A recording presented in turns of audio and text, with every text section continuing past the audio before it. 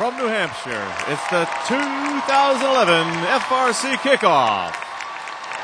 Please welcome first chairman Walt Havenstein. You ready? Good morning, FRC!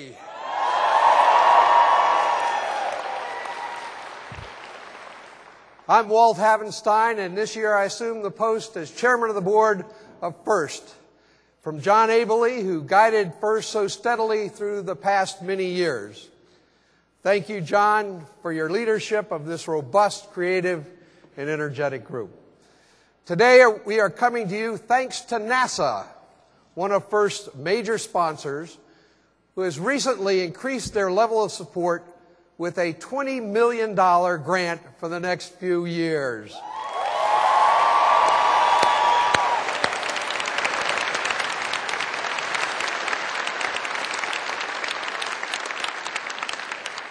Thank you, NASA, and thank you as well to our friends at PTC for the support of this kickoff.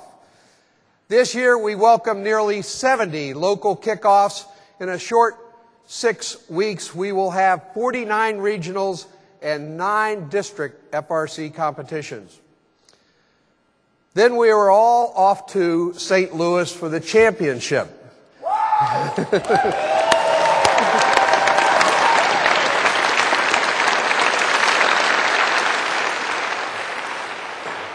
We are delighted to have representatives from St. Louis here with us today and are so grateful to them. Thank you. This 20th season of FRC is going to be one for the record books. I wanted to take a minute and explain why I think what you are all about is so admirable and important. Yes, you are right. It looks good on your college application. But as a CEO that invests a lot of money and time in FIRST, there's something even bigger going on here. We in corporate America know from all the studies and focus groups and research that what you do with your lives matters to the very success of all of us in the United States and, frankly, the survival of the planet. Is that a heavy burden? Yes. But it's also a wide open opportunity. So just dream big, knowing that every one of you can turn pro in this sport and be a pro at the highest level. Every single one of you, individually and all of you together, you are a hope for the way forward. So bring your best and have a lot of fun along the way. Learn everything you can, and know that we are here to support you. One of the greatest perks of being chairman of FIRST is having a front row seat for FIRST's highest award. Teams that have won the Chairman's Award are our role models for transforming culture into one that honors science and technology. To celebrate the success of Chairman's Award teams, 18 teams have been selected and have earned the right to be inducted into FIRST Hall of Fame. The Hall of Fame teams serve as examples for the rest of us to follow. Last year's championship and Chairman Awards winner was Team 341, Miss Daisy. Here's the video submission that helped them win. Enjoy, and we'll look forward to seeing all of you at the regionals and in St. Louis.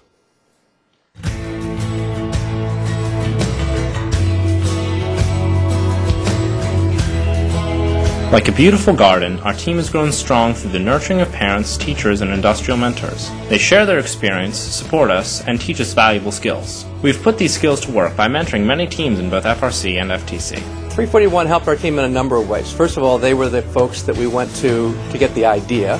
And then secondarily, they helped us convince our headmaster and board that this was a great idea for our school. We're also firmly rooted in our local community, from the demonstrations we hold in elementary schools and libraries to the strong support we receive from our school. Team 341 has really changed the climate in the school district. It's helped to increase awareness among the students for careers in the field of science and technology. Miss Daisy can also be found throughout our region and around the world, bringing the message of FIRST to science museums, trade shows, and even pro basketball games. To celebrate International Youth Day and the FIRST mission, Miss Daisy journeyed to the United Kingdom to demonstrate at the Farnborough International Air Show in partnership with BAE Systems. While over 35,000 people around the world have driven Miss Daisy, we never forget that the spark of inspiration happens one person at a time. One young girl, Katie Tragesser, attended our first ever demonstration at an elementary school back in 2000. She later became our team captain and is now studying aerospace engineering at Penn State University. For over a decade, Miss Daisy has been reaching out and bringing the FIRST message to millions through newspapers, television, radio, books, and film. In the fall of 2009, Miss Daisy was featured nationally in the PBS documentary Gearing Up. The film was broadcast in 90% of the public television market, reaching millions of homes. Miss Daisy also works closely with our congressional and state representatives who attend our events, provide funding, and even invite us to speak about FIRST in the state capitol. There must have been hundreds, if not thousands, of people who saw the robotics teams in actions and were able to enjoy them and also to appreciate the level of skill and expertise it took to put the machines together. Team in a Box is an instructional DVD that we've created as a free resource for all FRC teams. The next update will include closed captioning and an updated technical section. Ramp Ride is an annual off-season competition hosted by our school. For thousands of students, Ramp Ride is their first exposure to robotics. In fact, 75% of teams here at the Philadelphia Regional train their rookies at Ramp Ride. When I first went to Ramp Ride, I didn't expect it to be on the grand scale that it was. I was interested to see that all the kids are working together and learning from each other. In 2 years, over 120 girls have taken part in our Girls in Gear interactive Girl Scout program. Scouts learn about machines, meet role model engineers, but more importantly, they learn about the power they have to change their lives. Being on FIRST truly has changed my life. It has shown me what I want to do in the future. It has just taught me skills about working with other people and has given me so many opportunities I would not have had if I had not joined this team. Please welcome FIRST President John Dudas.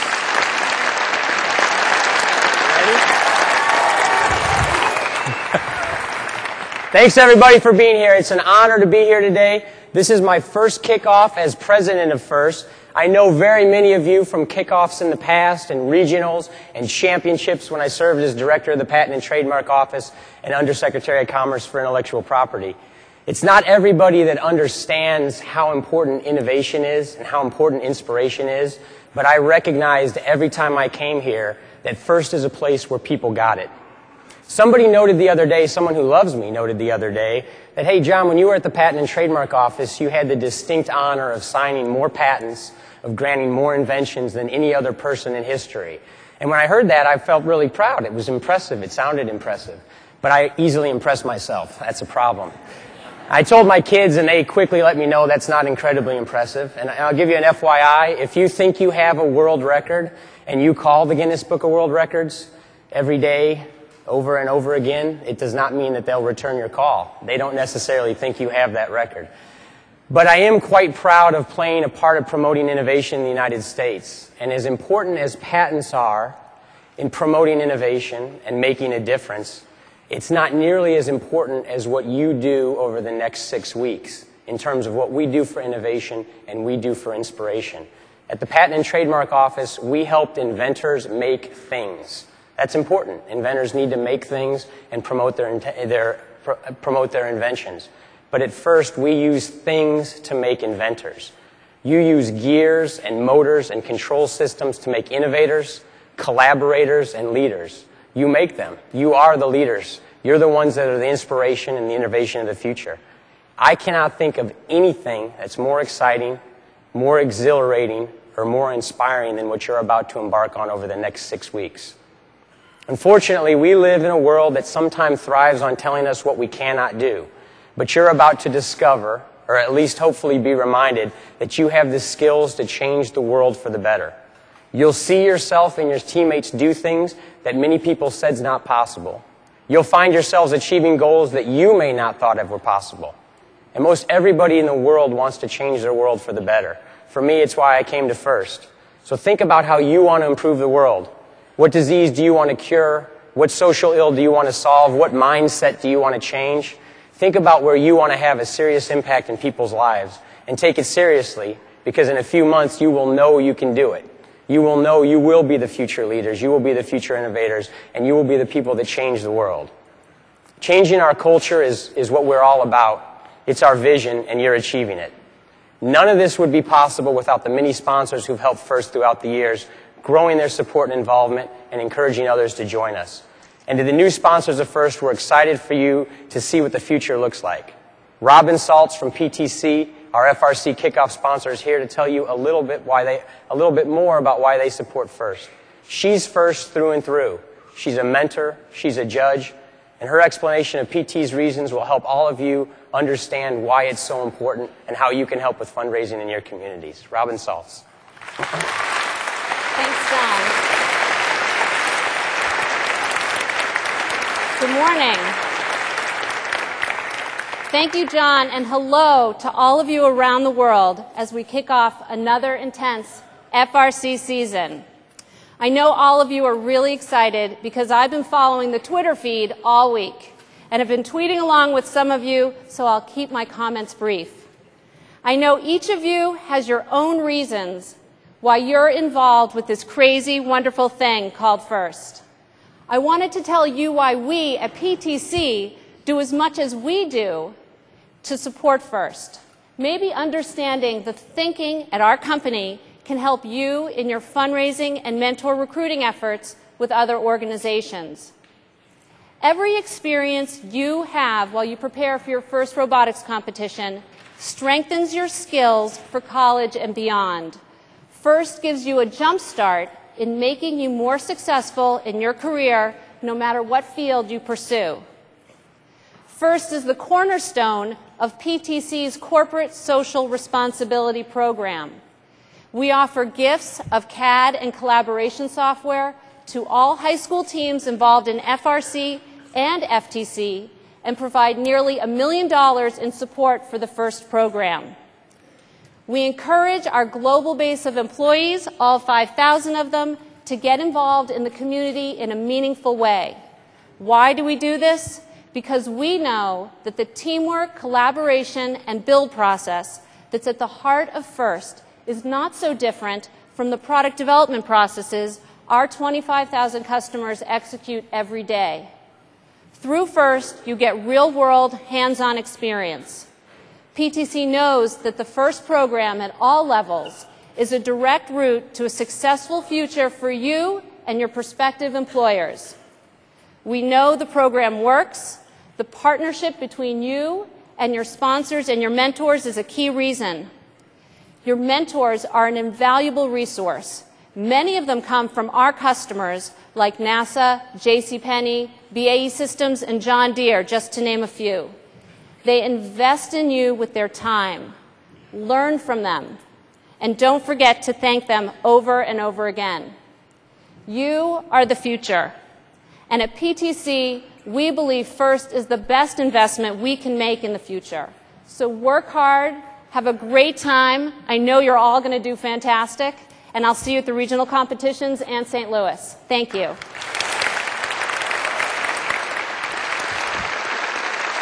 Thank you. Thank you, Robin, for all PTC has done and continues to do for FIRST. We're enormously grateful. FIRST wants to inspire you to go as far as you can dream. Get going.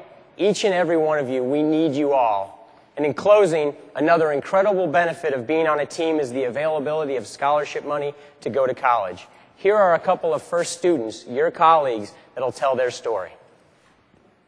Hi, I'm Kelly Powell. I'm a freshman dual majoring in engineering physics and computer engineering. I'm Mark Wanish, majoring in mechanical engineering. And we're both alumni of Team Crunch 79 from Tarpon Springs, Florida. We both received FIRST scholarships to go to Kettering University. In 5th grade, I attended a robotics summer camp run by Mark's dad. There I met Mark and became friends with him, and all through middle school he never stopped talking about the robotics team. So when I entered high school, it just made sense for me to join the team and become a part of it. I've been around the robotics program for as long as I can remember, so when high school came around, I officially joined up on the robotics team and have been there ever since. If you're on our first team, there are over 800 scholarships from over 130 institutions available specifically for you. That comes to more than $14 million of scholarships just because you're on a first team. Many of the scholarships are for engineering and the sciences, but there are others that cover any course of study you choose. Last year, 1 out of every 3 students that applied for a first scholarship was offered one. Those are great odds. So take advantage of this incredible opportunity that's possible just because you're a part of FIRST. The information is right on the FIRST website. And have a great season. Please welcome 6-time Grammy Award winning artist and first fan, will.i.am.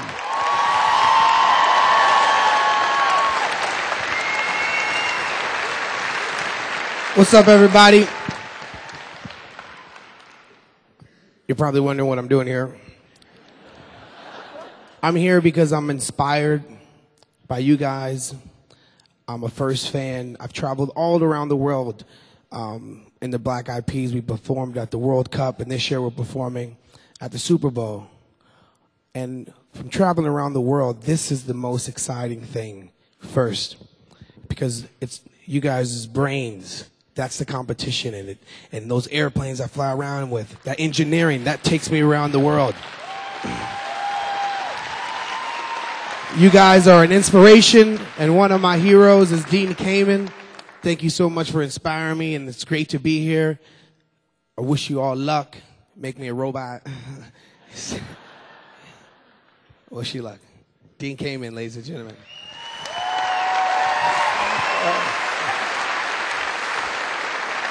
Don't go away. Come back here. So, I keep giving you people homework that we got to get more exposure for FIRST. I think we got a plan here.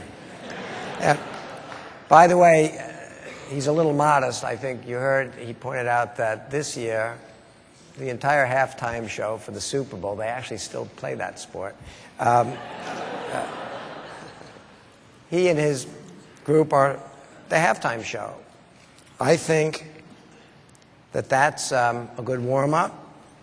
So maybe we're going to have a big vent down the road, and maybe he'll help us. And it occurred to me, since I know you want to be cool, and FIRST can help, I thought that maybe, I know it's an indoor stadium down there, but this could be good.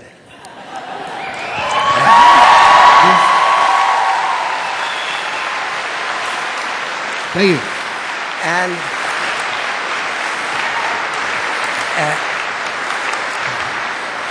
And I, okay.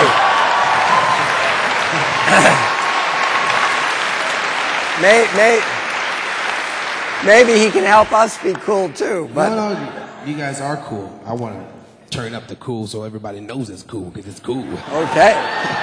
So he's also a little modest, because I happen to get a copy of an interview. I'd encourage you to look at it, of when he did an interview with Oprah Winfrey, and they announced a scholarship.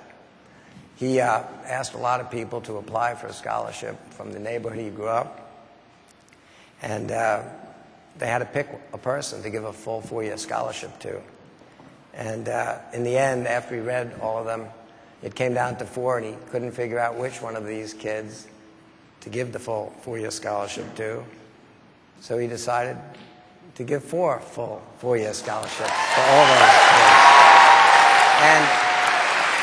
And I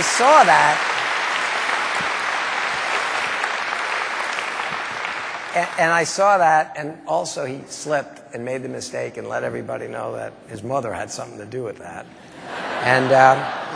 And as you know, I'm never satisfied. I not just suck the help out of anybody that's near me, I suck the help out of their family. So it occurred to me, since my mother is the chairman of our FIRST Dean's List group, and your mother's helping figure out how to help kids I'm going to ask you to make sure your mother works with my mother this year to help make the first Dean's List a bigger event. My mama would like to work with your mama. Okay. It's a good deal.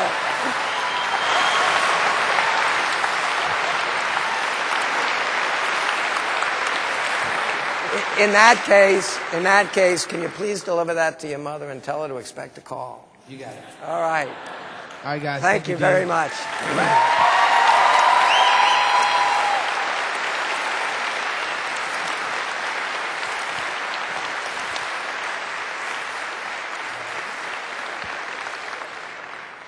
So, I have some notes. I always try to do this, and then I always get flooded with all the things I wish I had time to say.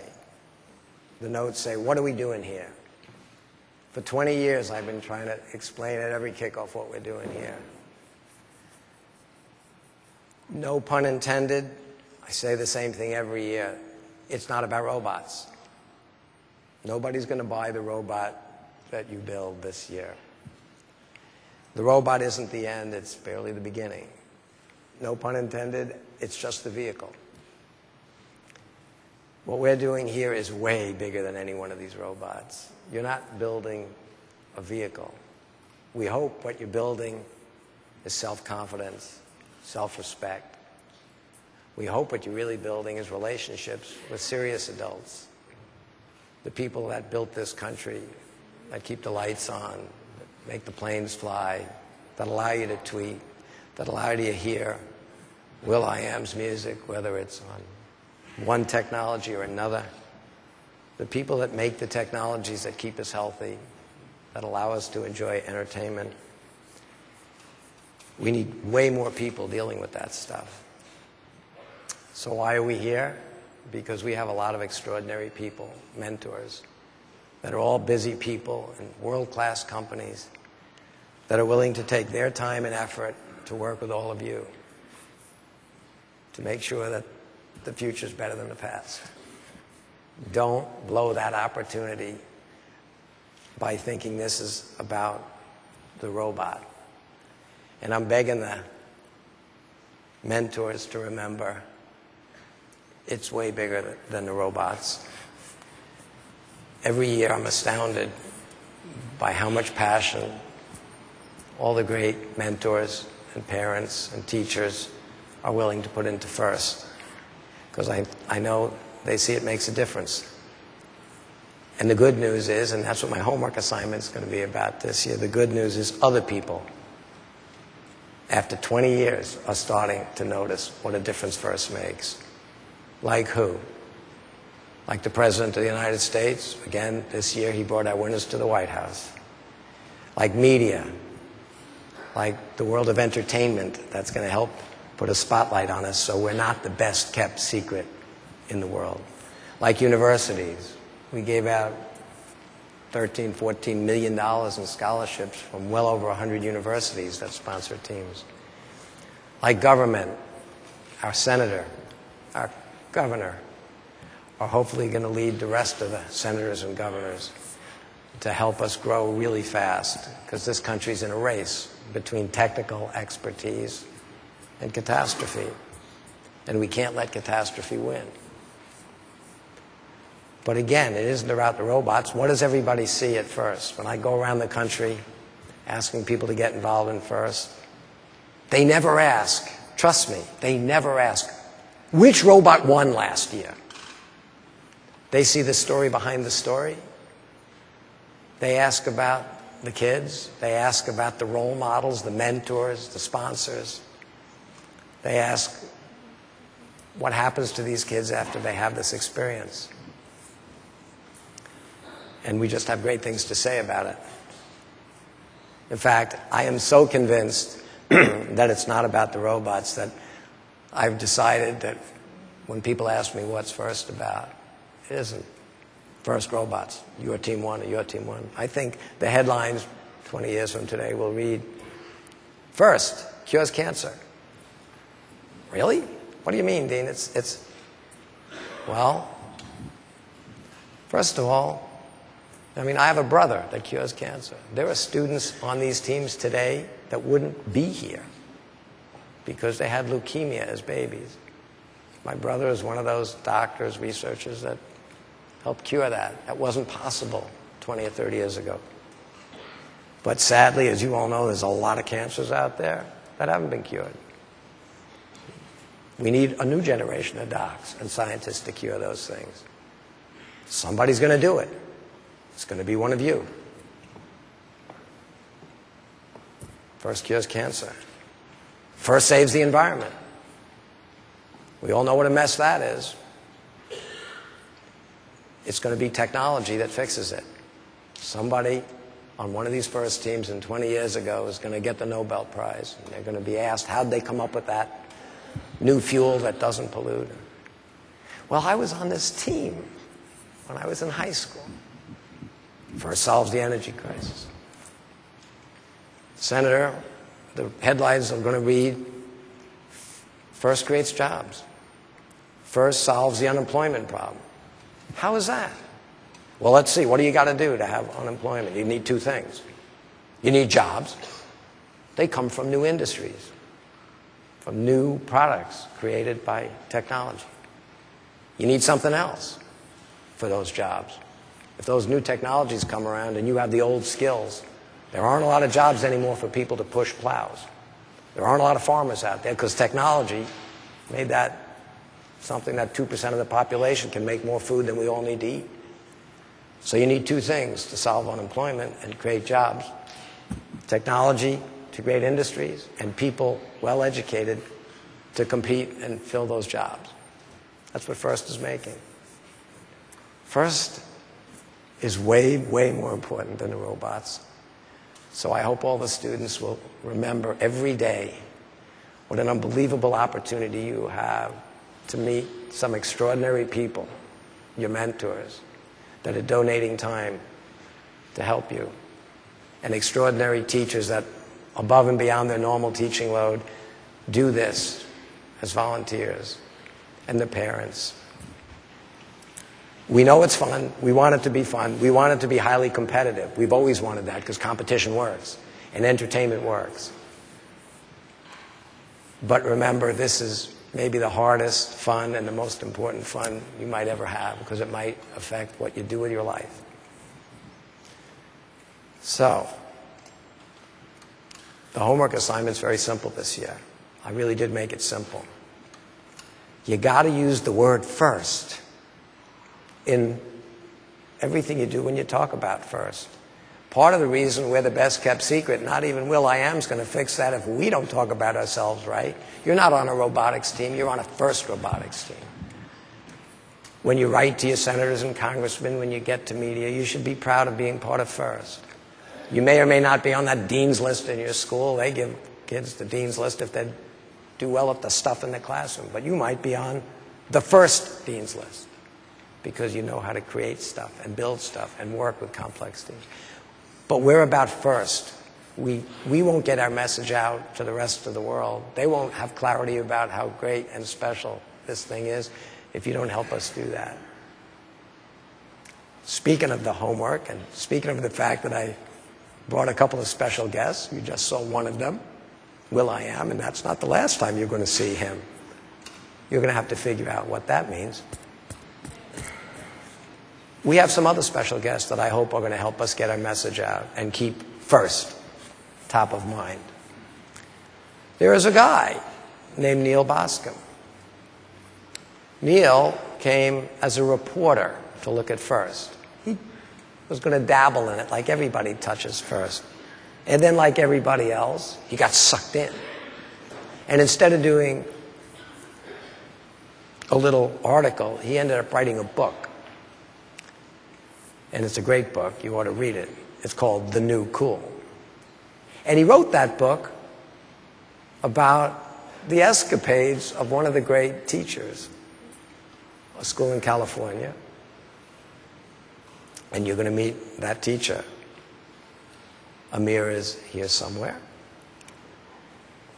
Anyway, soon after his book came out, that teacher, who's also here, ended up being the first public school teacher in history to be granted a $500,000 MacArthur Genius Award for his work so that he can go and do more. There are literally tens of thousands of extraordinary people with extraordinary commitment to FIRST. We're going to get this story out. We would love The New Cool, a great book, to become a great movie. We're working hard to make that happen. We're working hard to get Amir's story out to all the rest of the teachers and all the rest of the mentors and sponsors. And you'll hear him speak. It isn't about the robot. It's about the transformation that happens when we have the kind of mentors that we've been able to collect and we put them in this kind of environment. So as the season gets tough and your patience get thin and your anxiety goes up, remember what we tell you every year. It's gracious professionalism.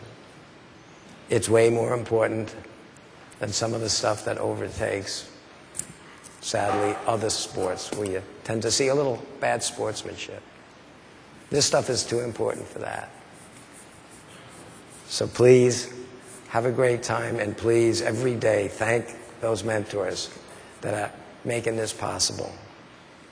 I would now like to introduce one of our special guests, the guy that is going to help tell the world who are the people that really are the new cool, Neil Bascom. Thank you, Dan.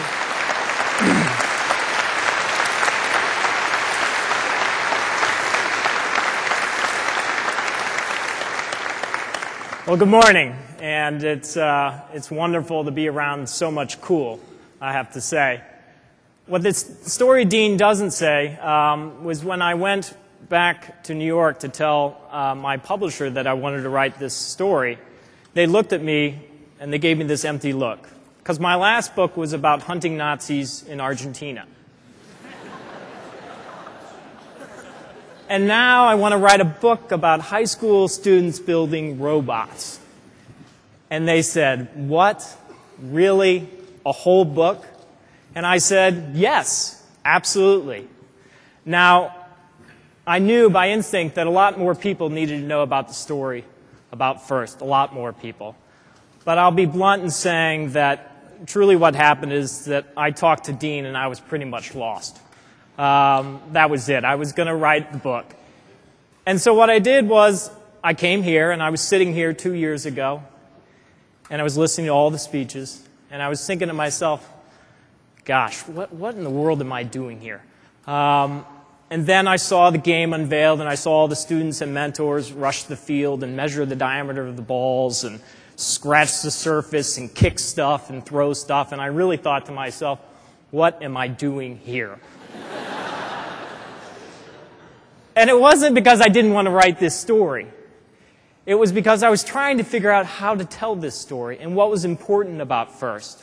So I followed 3 teams over the course of the season, from the very beginning, strategy sessions, to machining, to assembly, to that last night of build season before ship, which I think I'm still recovering from, and through regionals and on to the championship. And here's what I know about FIRST now. FIRST is a sports story. It's a dramatic sports story. It's a story of triumphs and tragedies, and I tell it as such. FIRST is a story about teamwork and the power of mentorship. FIRST, of course, is a story about inspiring all of you to pursue science and engineering and technology. And FIRST is a story about defining for yourself what cool is. But I think most importantly, and what I really try to tell in the book, is I think FIRST is a story about daring yourself to be exceptional. You have 6 weeks, you come together, you work night and day, and you build this remarkable machine. And you learn about the time and the effort and the creativity and the discipline that's necessary to achieve something remarkable. That's the story of FIRST, at least as I tell it in The New Cool. And I hope, of course, that you all read it and learn a great deal about what I have to say. But I think ultimately you'll learn much more from the mentors that will lead you in the days and months ahead. And in that note, I'd like to introduce Amir Abou-Shahir, who was featured prominently in the book and is a recent MacArthur Genius Award, and I think they have a video. Thank you. I'm the director of the Dos Pueblos Engineering Academy at Dos Pueblos High School in Goleta, California. And what it is, it's a 4-year curriculum, and it's designed to really help students get excited about science and about engineering and really get introduced to engineering. Different button. Okay, so now go ahead. When I was a grad student at UCSB, I had been a teaching assistant, and I'd always liked working with students and showing them how things worked and really getting them to understand the material better. And then ultimately, when I decided I wanted to go into education, the ideal place really seemed to be the secondary school. My first class, there were 35 students and there were 2 girls. So what I did is I started to go, when we would go to the junior highs, I really talked about the idea that girls were not signing up for these classes. And what I did is I brought girls who were in the program. Over time we were able to get a few more girls, and soon 5, then 7, and brought those girls and had them share their experiences. And so that was really the motivating process, is getting them in the door. So what I want to do right now is we're going to put this robot, move it over here right now, move the bumps over here so we have enough room to... This is an international competition. It's well known. You know, there's over 1,800 teams that participate in it. One thing that we've done that is unique, and there are maybe a couple of the teams that do something like this, is we've fully embedded the robotics competition into our curriculum. This has also been exciting for me because, the contrary to what you hear on the news, you know, students don't want to do science, students don't want to do engineering, and we've had a line out the door of people wanting to get into the program.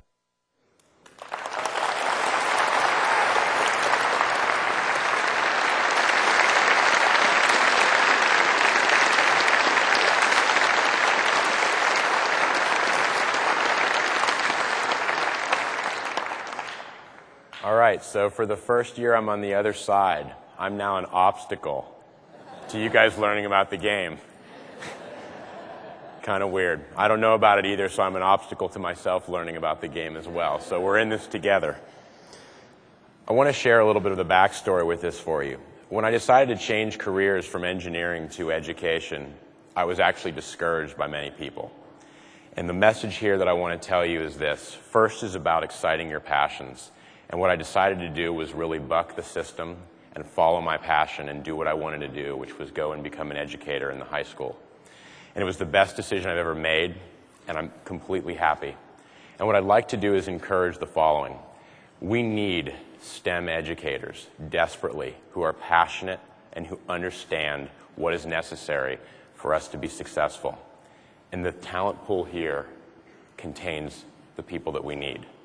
So I would like to really encourage everybody here, mentors also. I mean, I left, my career in engineering, later on. Mentors, students alike, to think not only about the STEM careers that you could go into in terms of changing engineering, but also to think about what can you do personally, coming back as a mentor, or maybe deciding that you're going to go into the career of education and really help the next generation of people like you become, the leaders of tomorrow. So thank you very much.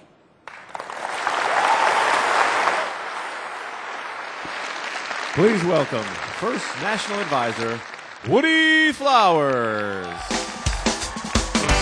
I don't know about you guys, but I am so ready to do this because I've been thinking about creative design exercises for a very long time. And I've had 20 wonderful years with FRC. So what's it all about? Well, we know it's about robots and technology and STEM and analysis and community and sponsors, co-opetition, gracious professionalism, leadership. It's about so many things that can be kind of confusing at times, but I think it's actually simpler than that. I think it's about your future. In fact, it's about our future. In your career, you guys are going to deal with some very big, complex issues. And you're not going to be able to make progress on them unless you practice informed, creative thinking.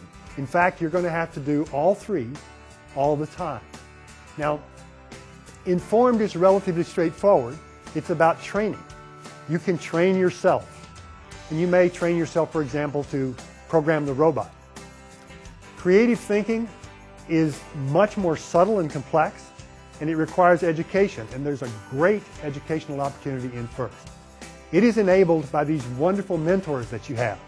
You have at your disposal thousands of incredibly capable people that will help you through this process and help you with this educational experience.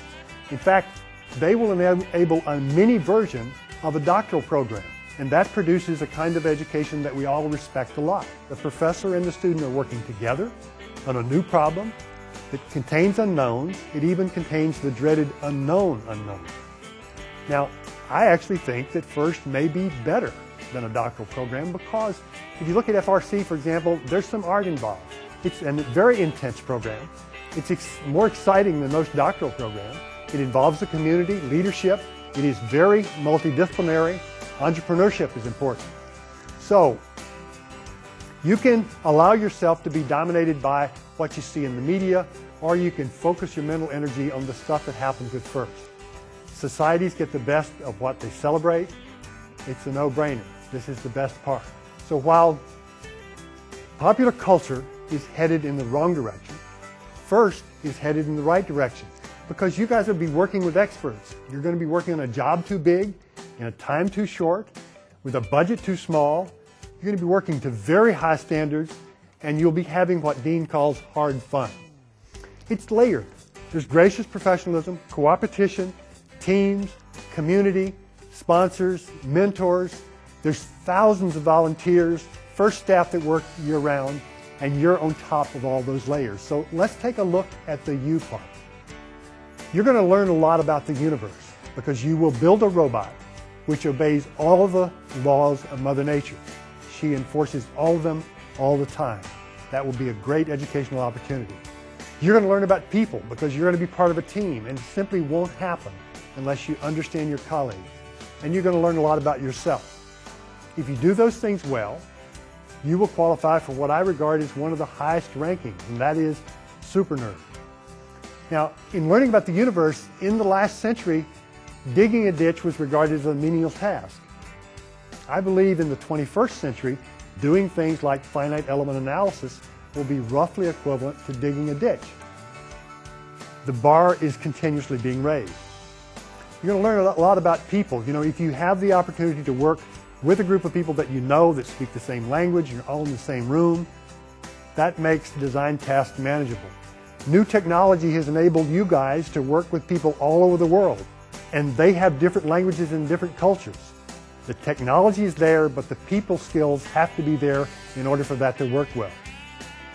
You need to learn a lot about yourself, because in your lifetime there will be more pressure and there will be more rapid change. In my lifetime, this image of a Norman Rockwell classroom was relevant. Now it's not. If you look at smartphones, for example, they change more per week than old black telephones did in several decades. They are a symbol of being connected. That is the good news and the bad news. You're connected all the time. So you live in a high-pressure world that's changing quickly, and that means you better understand yourself. Self, people, and universe. Maintain balance. If you get too focused on things, that's not good. Pay attention to humanism. If you get too focused on human, that's not good either. So try to learn as much as you can about all aspects of what everyone does. It doesn't matter whether you're an artist or an engineer, or whether you're a journalist or a scientist. You need to understand what other people do. If you do that well, you become what I regard as an exemplar of the 21st century broadly educated population. And that will allow you to have rational self-esteem. That's self-esteem based on your own knowledge that you know how to do complex things in complex environments. I think it's important to add another layer, rational passion. Rational passion is passion that's based on things that you really understand, not what some pundit told you you should think. In the last few years, rational passion has been swamped by irrational passion. Please help us bring back some rational passion. So coming back to the original question, what is FIRST and FRC all about? Well, I believe it's about learning, it's about feeling good about yourself, making friends, and having fun. And if you do that well, you will honor your mentors and your sponsors and your colleagues, and you will honor yourself. So as I said in the beginning, it's your future, which is, in fact, our future. Good luck. Please welcome Bill Miller, Director of Robotics.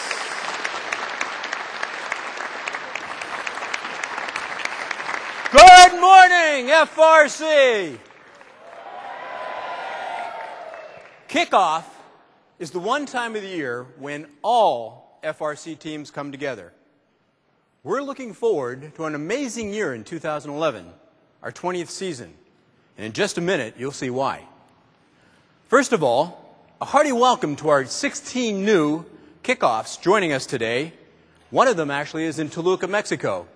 Our friends at General Motors and Tec de Monterrey have done some great work to bring FRC to the students of Mexico and grow the program. 12 new teams. We've all been very busy at FRC since we've seen you last, and I want to share some of what we've been up to and remind you of some things. We're continuously trying to find new and different ways to be of service to you. And this year, we invite you to tweet questions you have about the game directly to me now at FRC Teams. We'll be monitoring this feed during the rest of this broadcast and answering a few of the questions at the end of the show. Hey, technology is a wonderful thing. As a matter of fact, we're starting to get tweets now and questions, so one of them is actually for Will.i.am, and we'll get back to that in just a few seconds. If we don't get to your questions today, make sure you post it on our FRC forums and have it answered. In order to stay in the know, use your resources. In addition to the forum, follow my blog and watch for email alerts to help you stay on top of the deadlines and all the news of the season. If you need help accessing any of these different resources, please contact FRC Teams at usfirst.org for assistance. This year, FRC will be working more closely than ever with First Lego League and First Tech Challenge. As the game is unveiled in just a few minutes, you may notice that mentoring an FLL or an FTC team could be a little bit of an advantage. This year, we're experimenting with something called First Choice. This is for the kit of parts. Kate Pilot will explain all this to you in just a few minutes. We think this is a pretty exciting development for FRC. It is the 20th season for FRC, and we are moving the championship to St. Louis. We're having some exciting things planned, including the return of FRC Live, so we'll be looking for questions. Please email your topics for discussion and watch my blog for news of what's coming.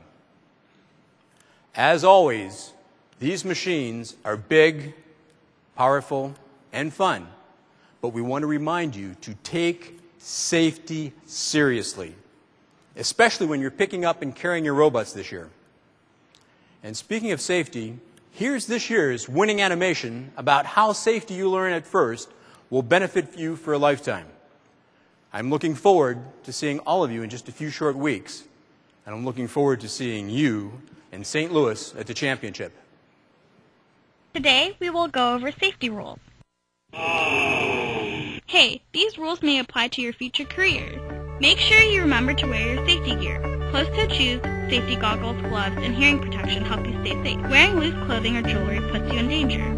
Remember to keep your work area clean and do not run, eat, or drink near it. Also, make sure to prepare for chemical accidents. For example, have baking soda ready to neutralize battery acid.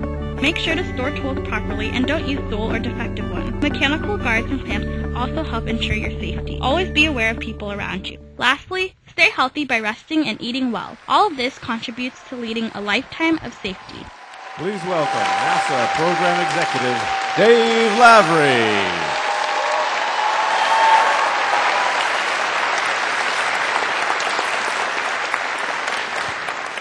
You thought you were going to get to keep it, didn't you? I want to tell you about two quick things first, just to start. One of the things we've really focused on this year is trying to give the mentors in the community a lot more resources to do their jobs. One of them I just want to let you know about very quickly is we've been working with Autodesk over the past couple months under the sponsorship and direction of the Executive Advisory Board at FIRST to start the production of a series of videos. The first one has just been completed. It's actually being hosted by Grant Imahara, who does the video for us. And it's being posted on the web and being made available for download. It will be up and live and available immediately after the broadcast. It's focused on the design process. How do you actually go through the creation process to build a FIRST robot? It's actually a very good piece. It's the first of 4 that we're going to be doing. It will be available on the NASA Archive website along with videos that you're going to see here today, as well as the archive of this entire broadcast. So after this is all finished, if you go to robotics.nasa.gov, you'll find the links there, and you go ahead and download the video. I would really strongly encourage every team out there. As a matter of fact, if there is even one member on every single team who has just a modicum of common sense, they'll want to take a look at these design process videos, because there's some really good clues in there about how the design process is supposed to work. We actually took the example of the Wildstang team, Team 111, and their 2007 robot and what they went through to build that machine as an example of how a design process might work. And given this year's game, you might really want to watch it. Second thing I want to mention is we talked a little bit just a second ago about the fact that NASA has put a new grant in place. It's $20 million over the course of the next couple of years that will be used to make funds available to help support the program and support teams. I want to let you know about one particular line item that's in that grant that we've actually been able to negotiate with first. There's a specific line item in the grant that sets aside funds so that the winners of the Engineering Inspiration Award at each of the regional competitions this year will each receive a $3,000 contribution that offsets part of their cost of going to registration for the championship. So if you win the Engineering Inspiration Award, which is targeted at engineering knowledge and spreading the word about engineering, which is sort of what NASA is involved with, we thought it might be appropriate to help reward those teams that made that extra effort to get that award. So we put that out there and included it as part of our grant. We also did it intentionally by saying we want the Engineering Inspiration Award, that's something that's related to NASA, to be the one that we recognize. But we also left some room above that. We didn't, in our grant, did not put our funds on awarding the Chairman's Award. We want to put it out to the other sponsors, the other participants, the corporations that are backing first to say, we've done this for the Engineering Inspiration Award. Okay, here's the homework for the other corporations involved. Do any of you guys want to help sponsor the Chairman's Award? So we'll see who can step up to that one. Now, I will also, because I have to, the lawyers won't let me not say this, I will note that the grant that NASA has put in place is entirely dependent upon the availability of congressionally appropriated funding through the Science and Engineering subcommittees in the Senate and the House. So, Senator Shaheen, if you do your homework, we can do our homework.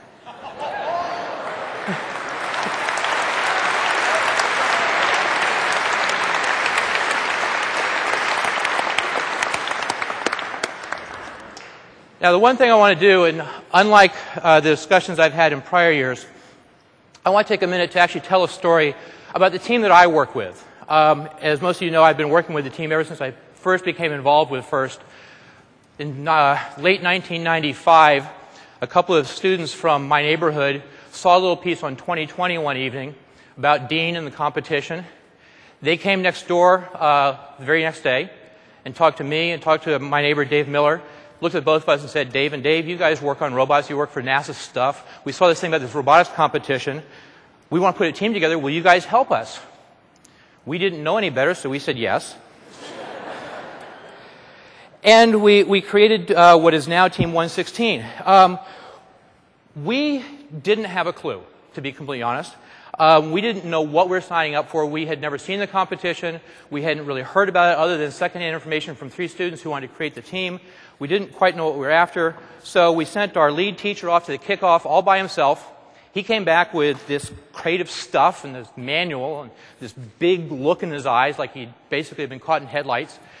And we asked him, well, what do we have to do? And he looked at us and said, I don't have a clue. I got this manual, I got this kit, and I don't know what we do. So over the course of the next 6 weeks, we put together something that sort of vaguely resembled a robot, but only if the lights were really low and you squinted. And then we said, okay, well, now what do we do it? Because we have to go to this competition. And this is the part where this year, for 2011, there are 2,073 FRC teams this year. 414 of you are rookies. I want to speak to those 414 rookies right now just to prepare yourselves a little bit for what's coming. We looked at the manual. We saw the shipping instructions. That was the first year that FedEx was donating shipping. You had to read the manual very carefully to make sure you interpreted everything properly. We didn't. as we read the instructions, we realized FedEx was shipping everything for us for free, but you had to fit your entire robot, if you wanted to get the free shipping, inside standard FedEx shipping boxes. We looked at the FedEx little display thing that was down the street from us, and all the free FedEx shipping boxes we saw were about this big, or they were poster tubes like this. And we said, so we have to fit our robot into those? And we said, okay, I guess so. So we spent the entire last week of the build season disassembling our robot. And we designed it for reassembly. Not intentionally, but that's the way it turned out. We get down to Florida. 93 teams were competing that year. We walked into the pit areas. There were 92 crates, one in each pit. And then you walked up into our pit. And we didn't have a crate. We had a little pile of FedEx boxes on the floor.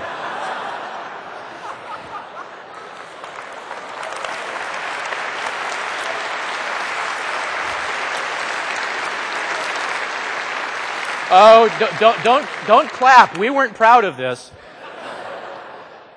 And we looked on one side of us, and on one side of the pit, next to us, there was a team, and they literally had a robot that was a monument to engineering. It was polished, it was chromed, it had a hand-embroidered custom dust cover on it. I'm not making this up. There was a velvet rope in front of their pit. The engineers went past the velvet rope. The students on the team were not allowed past the rope. And they looked over at us, and they saw our little pile of FedEx boxes on the floor, and they sort of giggled, and then they walked away. The pit on the other side of us was Team 16, the bomb squad. They looked over at our set of FedEx boxes. They had just finished taking their robot out of their crate. Their crate went away. They had a wonderful working robot sitting there. We had our pile of FedEx boxes on Thursday morning. They looked at us and said, what can we do to help? And they sent 4 people over that day who spent the entire day with us, sitting in our pits, loaning us tools, putting our robot back together for us. And that was when the light bulb went off. And we said, there's something different going on here. For all the rookies that are out there, the 414 teams that are rookies this year, you're about to experience something entirely different than you've ever done before. You're going to compete. You're going to compete really, really hard. But the thing we want you to pay attention to is not necessarily what happens out on the field. It's what happens along the way to the field. What you do back in the shop to build your robot in the first place, how you build it, the process you go through. When you get to the competition, how you interact with the other teams. That's the important part. Because the reality is, as a future employer of some of you guys and all the other companies that are out here, they're going to all think and react the same way. When you go to them after your first experience and after your college experience and you say, I've learned all this wonderful stuff, I'd now like to consider this as my profession, they're not going to ask you, how many little plastic trophies did you win? What they are going to ask you about this is, did you learn to think? Did you learn to innovate? Did you learn to solve problems? Did you learn to lead? What about your experience taught you all of that stuff? And I guarantee you when you respond to that question, the answer is not going to be, well, we won second place at the ham and cheese robotics competition in upstate wherever. It is going to be, I learned this, this, and this because of my interactions with my mentors, with the other students on my team, and with the other teams. Those of you who understand that distinction, you will have employers fighting over you. The ones who don't get it, you're going to be parking cars for the ones that do. Think about it really, really hard. What do you want to get out of this process? It's not about the robot that you build. It's all about how you build the robot. Okay, now we've been very carefully avoiding saying anything about these so far. You're probably wondering what they represent. Well, let's sort of consider what's here right now as representing some of the programs of FIRST, the continuum of programs that we have out here. We have FLL. Here is sort of the bottom layer of the structure. The starting point for this continuum of programs that is the feeder into FTC, which is the mid-level, intermediate program that has an opportunity to take all that base knowledge and refine it and strengthen it. And then on top of that, you've got an opportunity to participate in FRC. The top layer is sort of the varsity sport for what you guys want to do. And that's the structure we hope you guys are beginning to see. But also, how cool would it be take two of these and sort of cram them together. Well, it's not really going to work too well right now. But imagine if you could combine a couple of those programs. Wouldn't that be a cool idea? Take advantages and lessons learned from one and apply them to the other. That may be a topic that's of interest in, about 3 minutes from now. So, Blair, why don't we talk a little bit about what these things actually are? Well, Dave, maybe the best thing to do is to talk to somebody who's been holding one from the beginning of the show. Chairman of the board handed you that right at the top of the show. This is Frank from Team 1247. Frank? Say hi to Frank.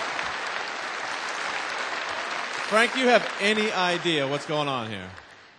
It's kind of hard to figure out what the game is going on because there's a lot of people trying to throw us off. But this is going to be a pretty interesting year, I think. Is this the year for the pool? I hope so. Yes. All right, share time with the swim team. Well, you know who knows? The Game Design Committee. Let's meet them. The 2011 Game Design Committee is composed of Bill Miller, Aiden Brown, Jeremy Roberts, Kate Pelot, Callum Pearson, Paul Lazarus, Vince Wilczynski.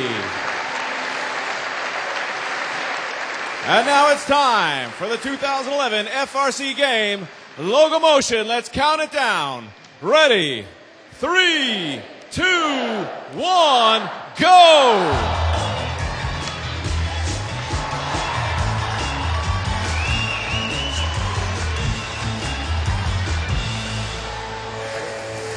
Hey, Woody,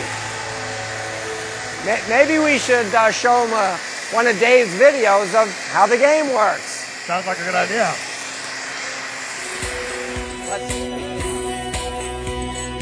Welcome to the 2011 First Robotics Competition and this year's game, Logo Motion.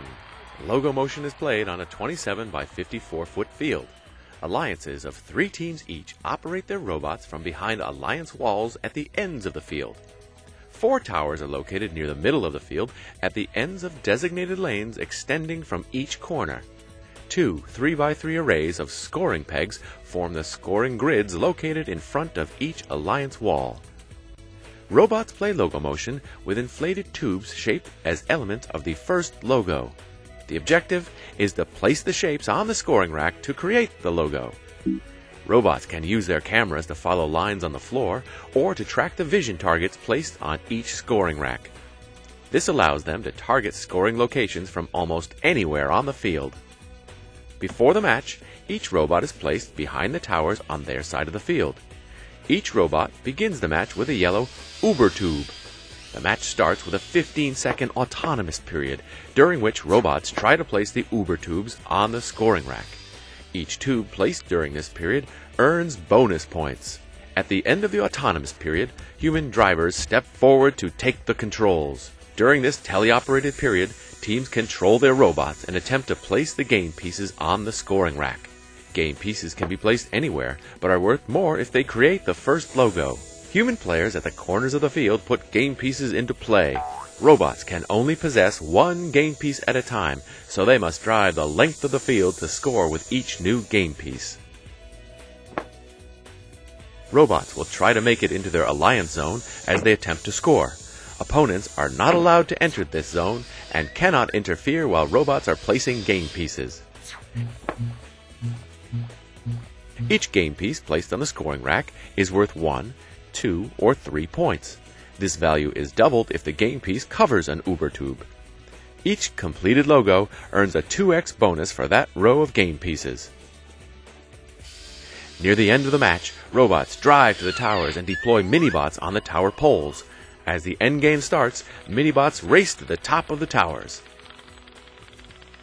The first minibot to the top earns a 30-point bonus. Second place earns 20, third place earns 15, and fourth place earns 10 points. Good luck, and we'll see you at the competitions. Thanks, Dave. Great job as usual. let's take a look at the real thing. Okay, so Dean, where would you like to start? Let's look at the game pieces. They're great. They aren't easy to toss. They don't roll very well. They go every which way. Looks like human players are going to have to make some careful decisions about how they retrieve and place the game pieces. Once they're on the carpet, they're all fair game. There are a lot of sharp objects out there as well. What happens with a deflated game piece once they're busted? They stay in play, and they won't be replaced until after the match. Okay, it's time to move on to the retro reflectors. They could be useful for targeting. Sure, and the teams can add illumination to their camera. Look, this beam is wider than what the lens can see. And here's how it looks straight on or at an angle. There is a lot of tape on the field this year. And it's all useful. The red and the blue tape indicate the lanes and the zones. The yellow is a caution line to help operators stay clear of the zones.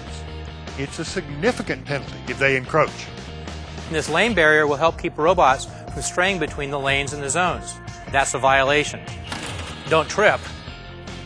We're using gray tape for trackers. Did he say trackers? I sure did. Check out these sensors. This is great stuff. FLL teams have been good at this for a long time. That's right, and these sensors really are industrial grade. The robot can follow this line, or it can be programmed to follow either branch of the Y. Is that stuff actually in the kit? The hardware is, and all the software is on the FIRST website. The kit is really special this year, and no one knows more about it than Game Design Committee member Kate Pelot. Kate? Thanks, Dean. Let's go over a few really important facts and features of the 2011 kit that Colin Foltz and I have been working on. In just a few minutes, you'll get your kit. We need you to go through it really carefully to be sure you have everything and it's in good shape. Do it soon. The deadline for reporting missing or damaged items is Wednesday at 8 p.m. After that, I'm afraid you're on your own. The process for reporting missing or damaged parts is posted on the Kit of Parts website. More on that in a minute. As you inventory your kit, veterans will notice some new stuff. Veterans will get an 8 gig USB stick to image the 2010 netbook, and rookies will get one for the 2011 model. Make sure you get the right key for your rookie veteran status. The disk images are different because the hardware is different. If you're a veteran team and have purchased a new netbook, please email us and we'll get you squared away with the image you need. Everyone must re-image their netbook and update to the 2011 software for their control system to work. Rockwell Automation has continued to be very generous and donated the line tracking sensors you've seen demonstrated. Each team gets 3, and we'll be excited to see you put them to work in autonomous. In addition to these sensors, you'll also find a few other new items, including kits of bearings, shaft collars, sprockets and belts, linear encoders, retro reflective material samples, and a kit of 4 BaneBots motors. A special note about the BaneBots motors. Make sure you review the manual for information about how many you can use. A comprehensive checklist of the items this year is available on the Kit of Parts website, which I'm getting to. The biggest change this year is the new program called First Choice. It's an online extension of the kit and enables us to make a wider variety of donated parts available to you. It's our intent to migrate much of the Kit of Parts to an online model so that the process can be scalable as FRC continues to grow. First Choice is an online repository of materials. You just have to pay for the shipping. Now there are limits on how many parts a team can request, and a deadline. Teams must make their part selections by January 16th. For details, please read the information published on the Kit of Parts website. Still getting to that. I just want to take this opportunity to thank the team at Andy Mark for everything they've done to make First Choice a reality. Not only has Andy Mark agreed to manage all the logistics for First Choice, but they also know Dean's favorite word. Without that kind of support, First wouldn't be able to try different ideas like First Choice. We want you to know that about 80% of what's in your kit was donated by a family of generous suppliers. They help us get parts to you to help you build your robot, but they also help keep your costs down. There are 66 different suppliers this year. Many have employees who are mentors and volunteers. When you meet them at events, please thank them for their gifts. Now, I've covered a lot in the last few minutes, but don't worry. All of this information, including this video, is posted on the new Kit of Parts website. I promised I would get to it. Here it is. You'll find a one-stop shop for information you need about this year's kit. If you still have questions, check the First forums. The answers are probably already there, and if not, just post. Good luck. Thanks, Kate. Great stuff. Let's see what we can do with it. Well, for one thing, you could come up with something very tall. but it still needs to fit inside this envelope at the start of the match. That thing is flying. And everything except the bumpers and the black cover comes straight out of the kit. It's come a long way in 20 years. And it can be really heavy, up to 120 pounds in the bumpers and the battery, plus a 15-pound mini-bot. It's still very fast and looks really maneuverable, even fully loaded. Be sure you think about where you put that weight. You can do all sorts of precision maneuvering in the protected zones, but be ready for big hits out in the open field. Are we using bumpers this year? I didn't put them in the animation. Do we actually have to use them? They are required. The rules are strict, and they are really important, especially if you want to be playing on Saturday afternoon. And I hope the teams understand the pinning rule clearly. It's simple, but very important. A robot may not pin another robot that is in contact with the field border or the tower for more than 5 seconds.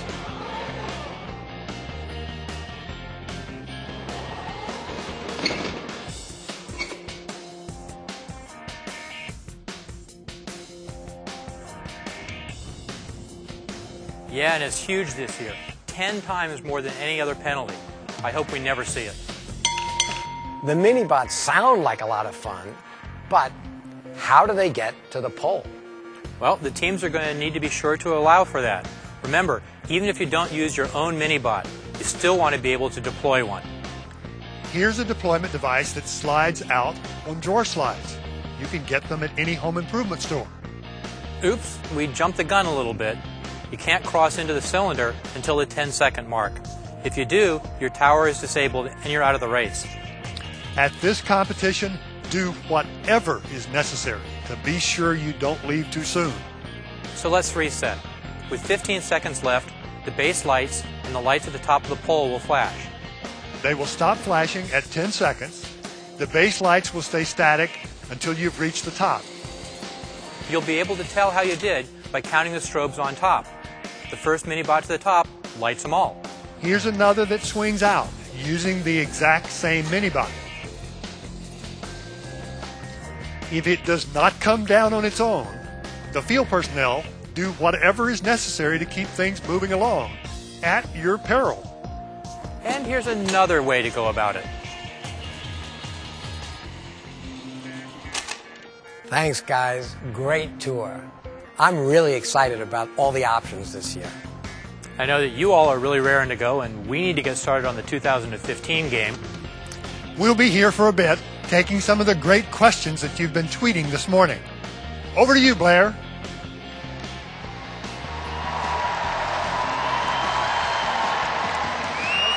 All right, we are live on the field, and we are here to answer your tweets from the field. The first question, guess who it's for? This is from Bill Derry, 236. His question to you, Will, is, what do you think of this year's game? It's dope. It's dope, Will. Our second question. This is from Revolt 314. This is for Dean. How many tubes can a robot carry at one time? It's not Team 314. It's First Team 314. So, the answer for all the first teams, your robot can only control or carry one game piece at a time. Clear enough. Thank you, Team 314. First Team 314. I'm going to get it right eventually, Dean. Our next question is for Dave from Squiggy.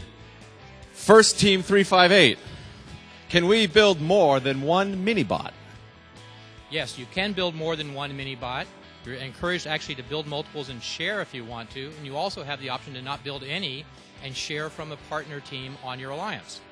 All right, thank you. Hope that clears it up for you, Squiggy. Our next question for Woody from Maniac 517. First 517. First Maniac 517. What is the limit on how tall a robot can be? There is no limit, but you probably should use some judgment.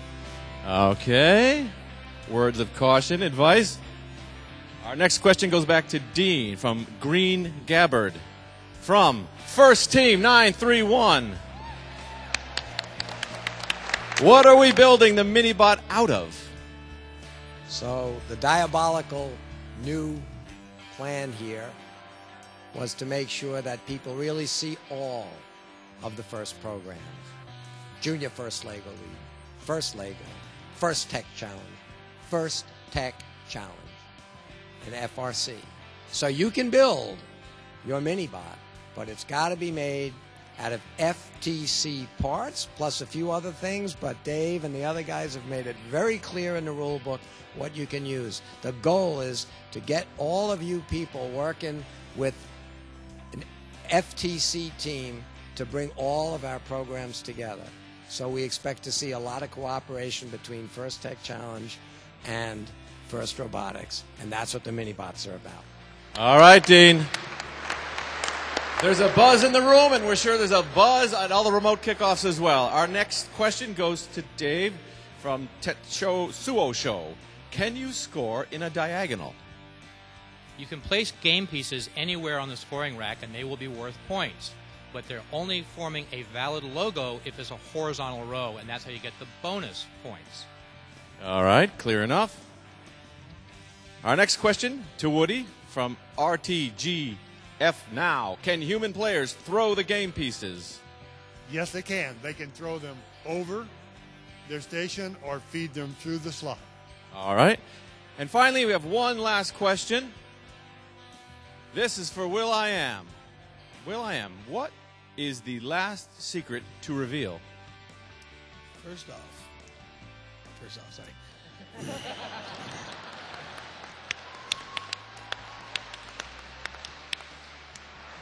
It's not a secret, and everybody knows it's time for the robot to dance. That's the code, baby. We have released the code. We will see you at a competition. Good luck during the build season. We're going to end this broadcast. We're going to have some birthday wishes since it is our 20th season. And then we're going to invite our studio audience down onto the field to smell, touch, and kick the tires on this game. We'll see you out on the field in 2011 in Logomotion.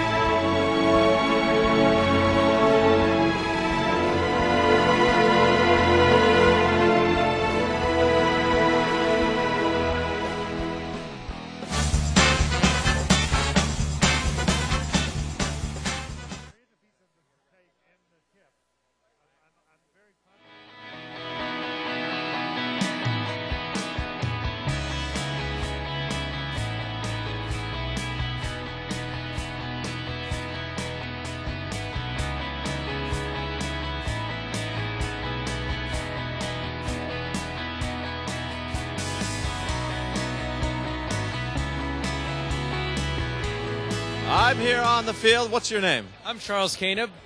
I'm a graduate student at Texas A&M University. In the past few years, I've been one of the mentors for 190. And what do you think about this year's game? Well, I think the mini bots are going to be a lot of fun to design. People should probably take a look at the composition of the poles they're supposed to climb. Let me point out that they're galvanized, so you may want something that reacts with zinc, but they'll probably ban that very quickly after about the first time somebody melts one. All right, some sage advice. Thanks for coming up from Texas. We'll roll in the field here, see what else we can find.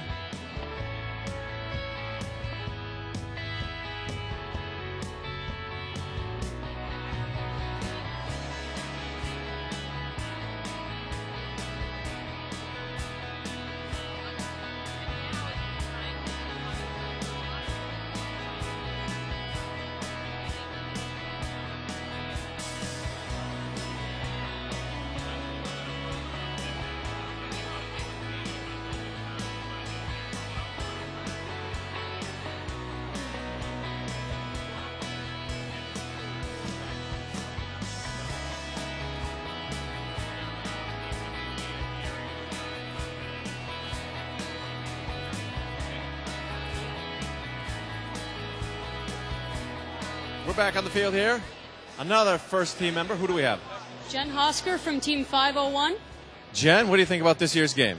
I think it's fantastic. I think the clues actually helped us guess a little bit this year, and I can't wait to see this in competition. So did you think it was inflatables scoring on a rack again? I thought it was the first logo as game pieces. I did come up with that one. Nicely done. So I saw you inspecting this, well, the mini-bot pad here. What do you think? I think it's a great aspect to the game. It's something new, and it's going to be really interesting out there. Can you talk about the composition of this for people who aren't here right now? It appears to be plexiglass or Lexan. Can you stand on it? Go for it. Oh, and it's squishy. It's sturdy and squishy. Any final comments on the game? Good luck, everybody, and we'll see you in St. Louis. All right, we'll scan the field here, see who else is kicking the tires.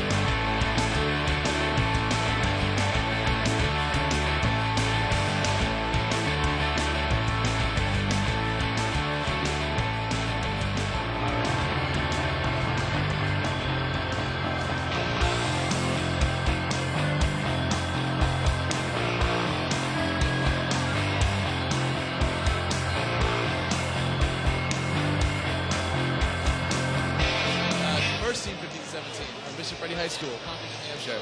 Concord, New Hampshire. Loving the lumberjack shirts. Where's that digital camera? You just showed me an image.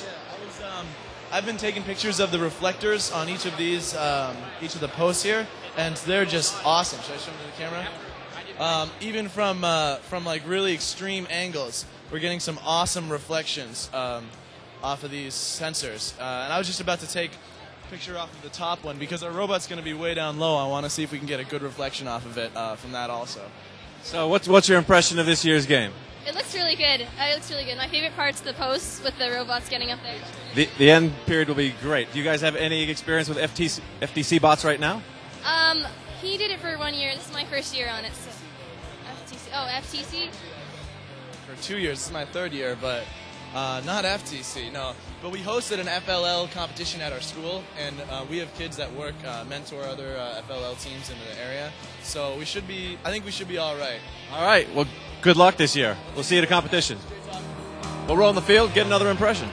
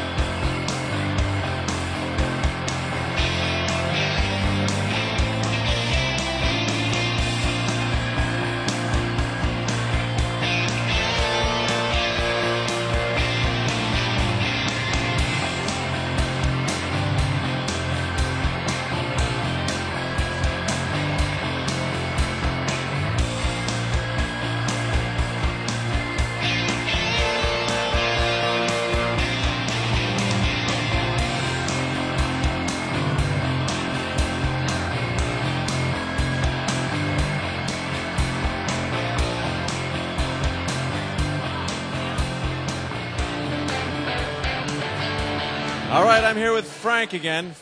Frank, you had to guess what the game was. You said it was going to be a challenge. What do you think now that it's unveiled? Definitely going to be a challenge. So you were right. Yeah. Now, the inflatable tubes, you held one the whole time. You see that the yellow is the Uber tube, the bonus tube. Any strategy yet with the team? We're thinking about making a taller robot that can able to put it on the top one. Haven't really talked about it too much yet, but we'll think of something. And what about the FTC mini-bot ending of this game? That's going to be a hard one, but we're figuring out how to be able to hold the robot in different ways that we can be able to make it climb. I saw a different way when they were on the video about how using wheels to climb, and we were thinking about doing something like that, or figuring other ways we can use different other parts of the FTC bots. And does your team have any FTC experience? Not really, but we will now. You will now. That's the plan. Thanks a lot. Congratulations, and have a great competition. See you on the road.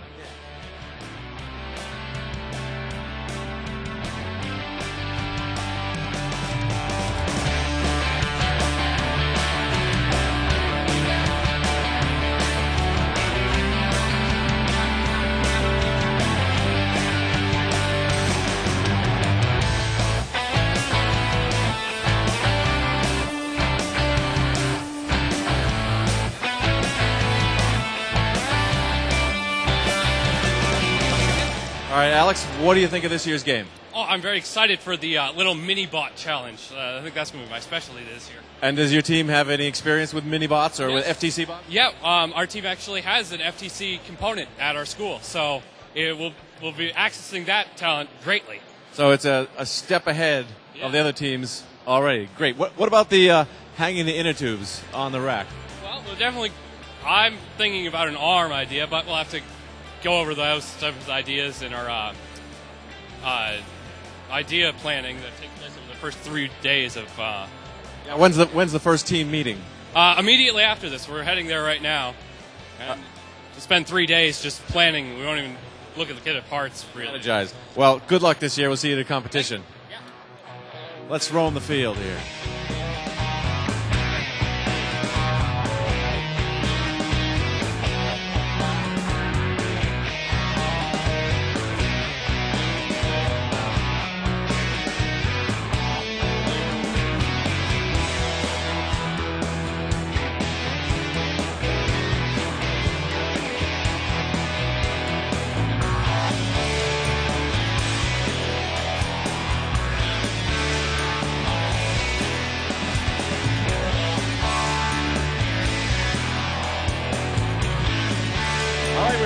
Team. What team are you guys on? We're Team 2084, Robots by the Sea. First Team 2084. Where are you from? Where's your hometown? Manchester by the Sea, Massachusetts. Manchester by the Sea in Mass. So you were just taking a photo of what?